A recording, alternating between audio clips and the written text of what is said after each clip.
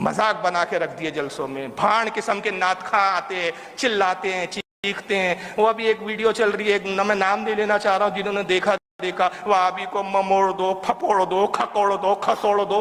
کیا کر رہے ہو یار؟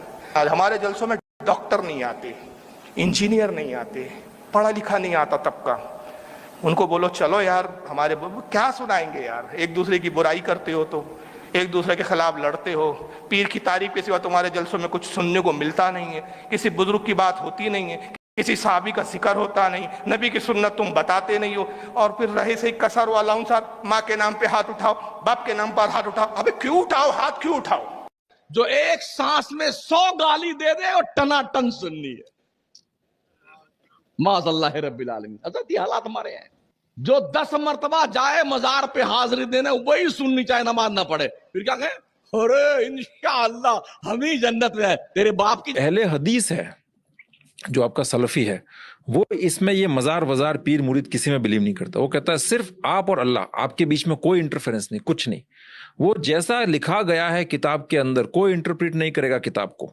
جیسا کتاب کے اندر لکھا گیا اس کو لٹرل فالو کرتے ہیں اس کو. مطلب کتاب اس پر لکھا ہے کہ اس آدمی کے اوپر تھوکنا ہے تو آپ کو تھوکنا ہے.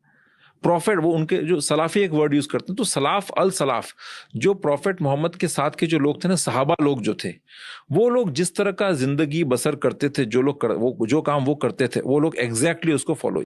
امام ابو حنیفہ کا قول اور صحیح حدیث دونوں میں ٹکراؤ ہو تو کسے مانیں؟ کامران احمد بنگلہ دیش سے. اہل حدیث حضرات کہتے ہیں کہ امام ابو حنیفہ نے فرمایا کہ میرے بعد اگر کوئی صحیح حدیث مل جائے تو میں نے جس حدیث پر فتویٰ دیا ہے وہ باطل ہو جائے گا. کیا یہ بات صحیح ہے؟ جی بالکل صحیح ہے. امام حنیفہ نے فرمایا اذا صح الحدیث فہو مذہبی, کہ جو حدیث صحیح ہو تو وہی میرا مذہب ہے, اور میرا قول اگر حدیث کے خلاف نظر آئے تو فضربوہ علی الجدار, میرے قول کو دیوار پہ دے مارو. بالکل. اہل حدیث کے منہج کو 24 کیرٹ سونا سمجھتا ہوں. اہل حدیث کا منہج وہی ہے جس کے اوپر اللہ کے نبی علیہ السلام نے اپنے صحابہ اور اہل بیت کو چھوڑا تھا, اور قیامت تک جو ایک گروہ حق پر قائم رہے گا وہ وہی منہج ہے جو اہل حدیث کا منہج ہے. اہل حدیث فرقہ نہیں. یہ ذہن میں رکھیے گا. قرآن حدیث کے مقابلے میں ابو حنیفہ کو فالو نہیں کرتے, خوب سمجھ لو.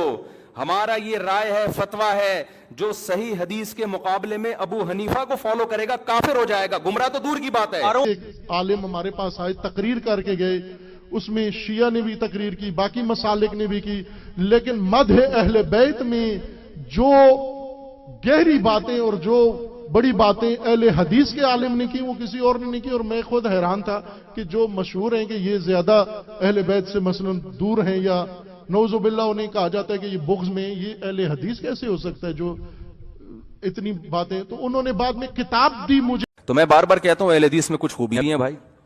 سب سے بڑی بات بدعتی نہیں ہوتے, اور ہمارے دیوبندیوں میں بدعت مارکیٹ میں بولو بھائی ہول سیل کے حساب سے ملیں گی آپ کو, سارے نہیں لیکن ریشو بہرحال بہت زیادہ ہے. تو یہ ان کی خوبی ہے, تو جو ہے وہ تو ماننا پڑے. قبر پرست بالکل بھی نہیں ہوتے, دیوبندی بھی نہیں ہوتے, لیکن ہوتے بھی ہیں. ملیں گے آپ کو مسٹنڈوں کی طرح بیٹھے ہوئے ہوں گے قبروں پہ. اسی لیے میں کہتا ہوں کہ آئی لو اہل حدیث ابو آل اسکول آف تھاٹس. میں اہل حدیث کو باقی تمام مکاتب فکر سے زیادہ محبوب رکھتا ہوں کہ جب ان کے سامنے دلائل رکھے جاتے ہیں فوراً رجوع کر لیتے ہیں. اہل حدیثوں کا مذاق اڑاتے ہیں, اتنی بڑی بڑی داڑیاں. میں کہ تم مذاق مت اڑاؤ. وجہ اس کی ہے کہ بہرحال وہ کس کا سہارا لے رہے ہیں؟ حدیث کا سہارا لے رہے ہیں. اعفوا اللحا, کیونکہ کسی صحیح حدیث میں ہمیں داڑھی چھوٹی کرنے کا حکم نہیں ملتا. تو اس لیے اب کسی کا مذاق اڑانا اس بیس پہ کہ وہ بڑی داڑیاں رکھ رہے ہیں, اور یہ غلط ہے بھائی. وہ اس میں سہارا کس کا لے رہے ہیں؟ نبی کی حدیث کا. اعفوا اللحا, چھوڑ دو اپنے حال پہ. ہم عبداللہ بن عمر کے قول سے استدلال کرتے ہیں, ان کے عمل سے, کہ وہ ایک مٹھی سے زیادہ کاٹ دیا کرتے تھے اور صحابہ نے کسی پر ان پر اعتراض نہیں کیا. تو یہ گنجائش ہے. تو لیکن نص تو ہے نا بہرحال ان کے پاس, تو اس میں مذاق نہیں بنتا. کیا آپ مذاق اڑانا شروع کر دیں یا کسی کی نیت پہ شک کرنا شروع کر دیں. بہرحال اسلام میں حکم داڑھی کاٹنے کا نہیں ہے, کس کا ہے؟ بڑھانے کا. یہ یعنی اہل حدیث کے اوپر بھی جھوٹا الزام لگایا ان لوگوں نے کہ وہ اپنی طرح مانتے ہیں. نہیں سر, اہل حدیث جس طرح نبی علیہ السلام کو مانتے ہیں نا, اس طرح اور کوئی نہیں مانتا. کیونکہ آپ لوگوں نے تو لوگوں کے بنائے ہوئے امام بنائے ہوئے ہیں. اہل حدیث نے اس کو امام مانا ہوا ہے جس کو اللہ نے امام بنایا ہے. ما ضل صاحبکم وما غوی. اہل حدیث کی آپ کے بزرگوں سے کوئی دشمنی نہیں ہے, وہ جو کچھ کہتے ہیں نبی علیہ السلام کی محبت میں کہتے ہیں. آپ ذرا ان کے قریب ہوں, آپ کو پتہ چلے گا کہ اہل حدیث نے نبی علیہ السلام کو صحیح مانا ہے, باقی تو صرف نام کے ہی مان رہے ہیں. ٹھیک ہو گیا نا. ایک صاحب نے عجیب و غریب سوال کیا ہے کہ مولانا صاحب اہل حدیث کی تعداد ہمارے شہر میں بڑھ رہی ہے, اس کی کیا وجہ ہے؟ اس کی پہلی وجہ یہ ہے کہ ہم بے دلیل بات کرتے ہیں, وہ دلیل کے ساتھ بات کرتے ہیں. پہلی وجہ.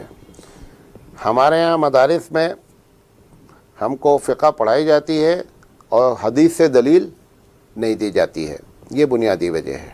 نمبر 2, یہ ایک حقیقت ہے, مجھے کہنا نہیں چاہیے, بعض لوگ اس سے بھی ناراض ہوتے ہیں کہ آپ اہل حدیث ہیں. جس حق کو تسلیم کرو اسی جماعت کے لوگ ماننے لگتے ہیں. اور 1000 مرتبہ میں نے دیوبندیت اور حنفیت کو حق بات کہا ہے تو اس کو لوگ ماننے کے لیے تیار نہیں کہ پکا دیوبندی حنفی ہے. دوسروں کو اگر حق کہہ دیں حق بات میں تو لوگ ناراض ہو جاتے ہیں. بہرحال لوگ ناراض ہوتے ہیں مجھ سے, مجھے کوئی خاص فرق نہیں پڑتا ہے. دوسری وجہ یہ ہے کہ بدعت اور شرک سے ایک بڑی تعداد اہل حدیث کی پاک ہوتی ہے. یہ اس کی برکت ہے کہ لوگ اہل حدیث بنتے ہیں. تیسری وجہ یہ ہے کہ جو تبلیغی جماعت ہماری محنت کرتی ہے اور مسجد تک لوگوں کو لے جاتی ہے, مسجد کے بعد ان کے پاس سلیبس نہیں ہے کہ اب اس کے بعد ان کو کیا کرنا ہے. لہذا وہ جو خراب بندے ہوتے ہیں وہ نیک بندے مسجد کے دروازے تک پہنچتے ہیں تو اہل حدیث حضرات ان کے سامنے دلائل سے بات کرتے ہیں تو وہ مکھن لے کے چلے جاتے ہیں اور چھاچھ یہ لوگ پیتے رہتے ہیں. یہ بھی وجہ ہے. واللہ عالم بالصواب. ناراض نہیں ہوئیے گا بھائی. اور یہ بھی میرے بھائیوں حقیقت ہے کہ آج کے اس ماڈرن دور کے اندر اہل سنت کہلوانے والے جتنے گروہ ہیں, بریلوی, دیوبندی, اہل حدیث یا آف شوٹس جتنے بھی ہیں, حنفی, شافعی, مالکی, حنبلی, ان سب میں ٹاپ آف دا لسٹ حدیث کی جو خدمت کی ہے جس مکتبہ فکر نے, وہ اہل حدیث کا مکتبہ فکر ہے. میرے ان سے جو علمی اختلافات ہیں وہ اپنی جگہ, اور میں اسی وجہ سے اکثر یہ اپنے لیکچرز میں کہتا ہوں کہ میں سب سے زیادہ محبت دنیا میں اگر کسی مکتبہ فکر کے لوگوں کے ساتھ رکھتا ہوں تو وہ اہل حدیث ہیں. باقی سب کو میں مسلمان سمجھتا ہوں, ان سے بھی محبت رکھتا ہوں, لیکن ایز کمپیئر ٹو باقیوں کے, چاہے اہل سنت ہوں, ان کے جتنے آف شوٹس ہوں, حنفی, شافعی, مالکی, حنبلی, بریلوی, دیوبندی, یا اہل تشیع اور ان کے آف شوٹس ہیں, اثنا عشری ہوں, اسماعیلی ہوں, زیدیہ ہوں, میں سب سے بڑھ کر اہل حدیث سے محبت رکھتا ہوں کہ انہوں نے حدیث کے حوالے سے ماڈرن ایج میں سب سے زیادہ خدمت کی ہے. اور اس میں بھی top of the list 2 personalities, شیخ محمد ناصر الدین البانی رحمہ اللہ تعالی, المتوفى 1420 ہجری بمطابق 1999 عیسوی, جو البانیہ کے رہنے والے تھے, بعد میں عرب میں آ گئے اور وہاں پہ بھی محدث اعظم کے طور پر رہے, پھر وہاں سے بھی ان کو نکال دیا گیا علمی اختلاف کی وجہ سے. ہمیشہ یہ اہل علم کے ساتھ ہوا ہے. انہوں نے حدیث کے حوالے سے اس ماڈرن ایج میں بہت خدمت کی ہے. اور دوسرے ہمارے یہ سب کانٹیننٹ میں بہت بڑی پرسنالٹی جو حال ہی میں فوت ہوئی, شیخ حافظ زبیر لیزئی رحمہ اللہ تعالی, المتوفى 1435 ہجری بمطابق 2013. علماء اہل حدیث جو ہیں ان کے کچھ خصوصیات, آپ لاکھ اختلاف کریں, آپ کر سکتے ہیں, کرنے کا حق بھی رکھتے ہیں, لیکن چند چیزیں ایسی ہیں کہ جو علماء اہل حدیث ہیں انہوں نے یہاں پر کی انقلابی صورتحال پیدا کی بر صغیر کے ماحول کے اندر. نمبر 1 اس کے اندر یہ کہ ہمارے یہاں عوامی سطح کے اوپر جتنی بدعات کا اور شرک کے حوالے سے جو ایک ماحول تھا, اس کے اوپر بند باندھنے کے لیے جتنی کاوش ان لوگوں نے کی, اللہ تعالیٰ اس کا اجر انہیں عطا فرمائے. کوئی شک نہیں کہ اگر علماء اہل حدیث یا ان کی محنتیں, ان کی کاوشیں نہ ہوتیں تو یہ سلسلہ جتنا مزید بگڑ چکا ہوتا, یہ قابو میں نہ ہے. تو یہ کریڈٹ دینا چاہیے کہ ان کے ذریعے سے اور ان کی بھرپور محنت کے ذریعے سے یہ بدعتیں ہیں یا شرکی افعال ہے جو ہمارے یہاں, اس کی روک تھام میں بڑا فائدہ ہوا ہے. دوسری چیز علماء اہل حدیث کے حوالے سے میں ذکر کر دوں کہ ایک جسے کہتے ہیں نا تقلیدی ذہن کا خاتمہ, یہ ان کے لیے اللہ تعالیٰ ثواب دے اور مستحق کرے, اس میں کوئی شک نہیں کہ ہمارے یہاں جس انداز کے اندر بر صغیر کے ماحول میں تقلید کا عنصر بیٹھا ہوا تھا اس کو توڑا. ہمارے یہاں بدگمانی بھی لوگ اکثر کرتے ہیں نا کہ بھائی وہ یار یہ شاید ابو حنیفہ کو نہیں مانتے, ایسی بات. سب کی عزت اور احترام کرتے ہیں, آپ کبھی بیٹھے بات کریں, ملاقات کریں, کتابیں پڑھیں. ایسا نہیں ہے کہ وہ علماء کی عزت نہیں کرتے یا مجتہدین کرام کی قدر نہیں کرتے. ایک پیٹرن ہے وہ جس کو فالو کرتے ہیں کہ اگر کسی کی بات, چاہے وہ مجتہد ہے, چاہے وہ محقق ہے, امام ابو حنیفہ ہے, امام شافعی ہے, امام مالک حنبل ہے, رسول اللہ صلی اللہ علیہ وسلم کے بعد کسی کی بھی بات اگر دلیل میں کمزور نظر آتی ہے تو وہ وہاں جائیں گے جہاں انہیں قرآن و سنت لے کر کے جانا ہوتا ہے، وہ اس عالم کی، اس محقق کی دعا کرتے ہیں اللہ ان کو ثواب دے، لیکن اس کو ہم عمل نہیں کر سکتے۔ یہ ان کا پیٹرن ہے، کہنا وہ تمام علماء کے اقوال کو پڑھیں گے، اجتہادات کو دیکھیں گے، پھر دیکھیں جو بات دلیل میں زیادہ مضبوط ہے اس پر عمل کرتے ہیں۔ تو یہ ایسا نہیں آپ بیٹھے ہیں علماء کی صحبت لیں، آپ کو پتہ چلے گا۔ ایسا نہیں کہ وہ مجتہدین کرام سے متعلق کوئی بغض رکھ کے دلوں میں بیٹھے ہوئے، ایسی بات بالکل نہیں ہے۔ اور تیسری چیز یہ کہ یہ میرا ذاتی تجربہ ہے، ظاہر ہے کہ اہل حدیث مکتب فقہ سے میرا تعلق نہیں ہے، لیکن سلام دعا جتنی دوستی یاری میری رہی ہے، آج بھی ہے، میں جس تجربے پہ پہنچا ہوں، توبہ کرنے کے اندر یا ان کو پتہ چل جائے کہ ان کا موقف غلط ہے یا دلیل کا اور مضبوط ہے، سب سے زیادہ جلدی سے رجوع کرنے والی طبیعت میں نے انہوں میں دیکھی۔ یہ میرا اپنا ذاتی تجربہ ہے، میں 100% لوگوں کی بات نہیں کر رہا ہوں، میں اپنا ذاتی تجربہ آپ کو بیان کر رہا ہوں۔ کہ میرے پاس بھی بہت سے لوگ آتے ہیں، بہت سے فرقوں سے متعلق ہیں، فکروں سے متعلق ہیں، اور کسی فرقے والے کو توبہ کرانا بڑا عذاب ہے، دنیا کا سب سے مشکل کام ہے، وہ نہیں مانتا غلطی، وہ مجال ہے اس کے لیے کہنا کہ آپ غلط ہے۔ لیکن یہ چیز میں نے دیکھی ہے الحمدللہ، اہل حدیث جو فرقے سے لوگ متعلق ہوتے ہیں، ان میں بہت بڑی تعداد ایسی ہے کہ آپ ان کے سامنے جب دلائل رکھتے ہیں اور وزن محسوس کریں وہ مانتے ہیں، کہتے ہیں ٹھیک بات آپ کی، یا وزن۔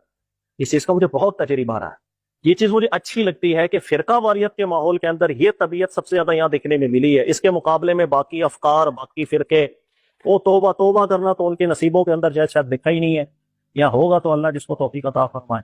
تو یہ چند چیزیں ہیں، اور یہ ساری چیزیں آپ یقین کریں ساجد میر صاحب کے حوالے سے، اور کچھ عرصہ جس وقت وہاں بھی تھا تو میں سنتا تھا، ان کی ذہن کی وسعت ایسی، یہ تربیت ایسی ہی کر رہے ہوتے تھے۔ اور ان کی مسجد کی جو لوگ تھے، آپ ان سے بھی اگر ملاقات کریں گے نا، ان کا بھی دماغ ایسا زبردست ہے، سوچ ایسی پیاری ہے، ظاہر ہے وہ جن کو سنتے ہیں، جن کے ساتھ رہے ہیں تو ان کی ویسے نکھار آ جاتا ہے۔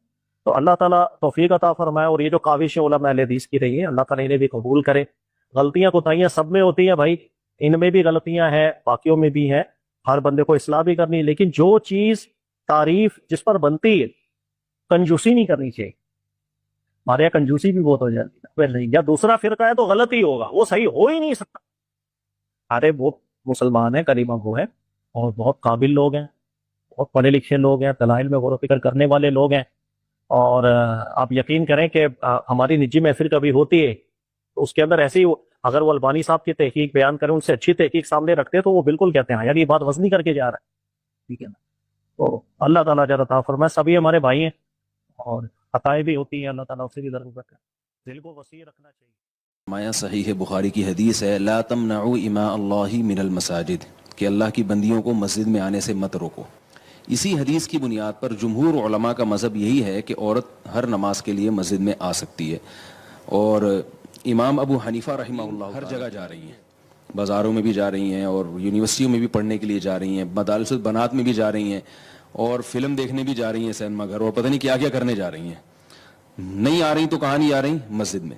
امام ابو حنیفہ کے دور میں عورت کہیں بھی نہیں جا رہی تھی، تو اس کو کہا کہ بھائی مسجد میں بھی نہ ہو، گھر کی چار دیواری میں رہو۔ اب خواتین ہر جگہ جا رہی ہیں، اب مسجد میں آنے پر پابندی لگانا، میں یہ سمجھتا ہوں کہ میری ناقص رائے ہے کہ اس پر اثر نو غور ہونا چاہیے۔ بعض لوگ یہ کہتے ہیں کہ جب وہ مختلف جگہوں پہ جا رہی ہیں، ہم سے پوچھ کے تھوڑی جا رہی ہیں، وہ جانا بھی غلط ہے، تو ہم مسجد میں کیوں آنے دیں ان کو؟ میں یہ عرض کرتا ہوں کہ ہم سے اگرچہ پوچھ کے نہیں جا رہی مگر بہرحال جا رہی ہیں، تو جو فتنہ ہونا تھا وہ ہو گیا۔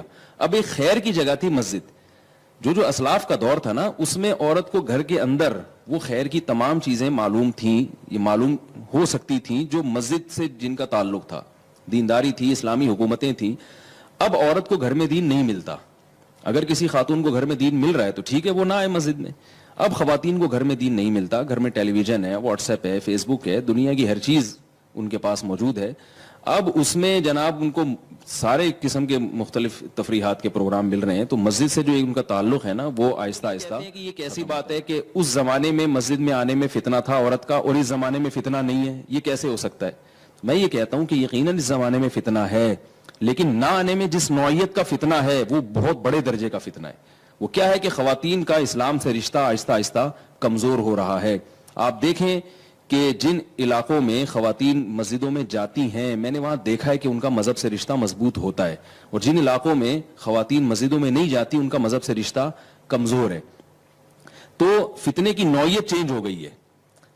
بے پردگی کا فتنہ تو آج بھی اس کا خطرہ ہے، لیکن نوعیت کیا ہے کہ نہیں آئیں گی تو اسلام سے ہی دور ہو جائیں گی. تو یہ میرا جملہ یاد رکھیے گا، جو آج اہل حدیث جس عقیدت کا اعزاز رسول اللہ سے کر رہے ہیں نا، یہی وہ عقیدت تھی جو صحابہ کرام کی وفات کے بعد ہو گئی تھی. وہ وضو کا پانی اپنے چہرے پہ ملنا، آپ علیہ السلام کا بلغم لینا، آپ کے بال مبارک سے عقیدت یہ بھول نہیں گئے تھے، لیکن ان کو پتا تھا اب ہمارا کمیونیکیشن گیپ ہے، قیامت والے دن ملیں گے انشاءاللہ تعالی. پھر وہی کچھ کریں گے جناب کہ جو اس دنیا میں صحابہ کرام کرتے رہے. اس کے پتہ چلتا ہے کہ بعض لوگ اس میں بڑا غلو کرتے ہیں کہ جس نے یہ کہہ دیا کہ اللہ عرش پر ہے، آسمان پر ہے، تو گویا مکان لازم آ گیا تو وہ گمراہ ہو گیا.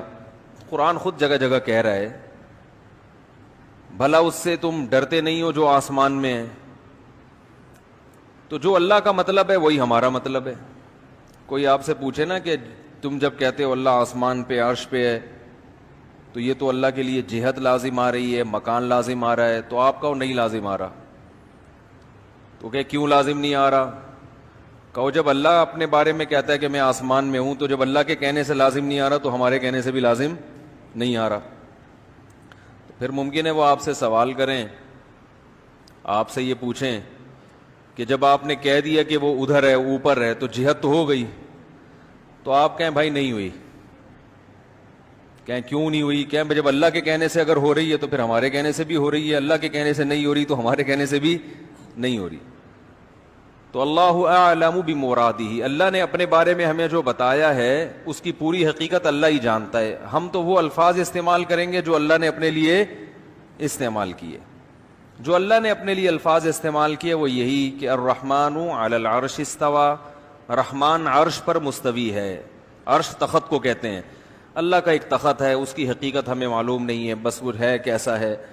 اور من فی السماء، آسمانوں میں ہے. اسی طرح حدیث میں آتا ہے کہ ایک باندی نبی کے پاس آئی، آپ نے پوچھا این اللہ، اللہ کہاں ہے؟ اس باندی نے کہا فی السماء، آسمانوں میں ہے. آپ نے فرمایا کہ اس کو آزاد کر دو. صحابی کو حکم دیا کہ اس کو آزاد کر دو. آپ نے اس سے نہیں پوچھا آسمانوں میں کیسے ہے، کیا بات بھائی. تو عامی آدمی سے بھی جب پوچھا جائے گا اللہ کہاں ہے تو وہ کہے گا بھائی اللہ آسمانوں میں ہے، عرش پہ ہے. کیسے ہے، کیا ہے، ہمیں نہیں پتا. البتہ قرآن میں کچھ دوسری آیتیں ہیں جن میں آتا ہے وَهُوَ مَعَكُمْ أَيْنَمَا كُنْتُمْ، تم جہاں بھی ہو وہ تمہارے ساتھ ہے. یہ بھی ہے قرآن میں. نَحْنُ أَقْرَبُ إِلَيْهِ مِنْ حَبْلِ الْوَرِيدِ، ہم تمہاری شہرک سے بھی زیادہ قریب ہیں. بات سمجھ میں آ رہی ہے؟ تو دیکھیں کسی بھی کلام کو نا سمجھنے کے لیے یہ ضروری ہے کہ اس زبان میں اس قسم کے کلام کا کیا مطلب لیا جاتا ہے. تو جب بھی ہم کسی سے بات کرتے ہیں، اردو میں بھی جو اصول ہیں وہی عربی میں ہیں. اس معاملے میں جب آپ کسی کی مدد کا وعدہ کرتے ہیں اور بتاتے ہیں کہ میری مدد ہر وقت تمہارے ساتھ رہے گی، تو آپ اس کے لیے کیا الفاظ استعمال کرتے ہیں کہ بھئی تم جہاں ہو میں تمہارے ساتھ ہوں. یعنی تم پہ نظر رکھے ہوئے ہوں اور تمہاری مدد کے لیے ہر وقت تیار ہوں. تو یہاں مطلب یہ ہوتا ہے کہ علم کے لحاظ سے بھی تمہارے ساتھ ہوں، یعنی مجھے پتا ہوگا تم کیا کر رہے ہو، نظر رکھی ہوئی ہے میں نے. اور قدرت کے لحاظ سے بھی تمہارے ساتھ. قدرت کا مطلب کہ تمہاری مدد پر میں قدرت رکھتا ہوں. تم یہ نہ سمجھو کہ مجھے قدرت ہی نہیں ہے، تو میں ہر وقت تمہاری مدد کر سکتا ہوں. تو عربی میں بھی، چونکہ عربی بھی ایک زبان ہے، تو قرآن جب عربی میں نازل ہوا تو قرآن کا بھی وہی مطلب لیا جائے گا جو عربی زبان میں مطلب لیا جاتا ہے. قرآن جب کہتا ہے کہ اللہ کہاں ہے تو اس کا جواب قرآن دیتا ہے عرش پر ہے. لیکن قرآن دوسری جگہ یہ بھی بتاتا ہے کہ ہم ہر وقت تمہارے ساتھ ہیں. تو ان دونوں آیتوں میں تطبیق ایسے ہوگی کہ اللہ کی ذات عرش پر ہے، لیکن علم اور قدرت کے لحاظ سے اللہ ہر جگہ موجود ہے، ہر وقت ہمارے ساتھ ہے، یعنی ہمیں دیکھ بھی رہا ہے، سن بھی رہا ہے.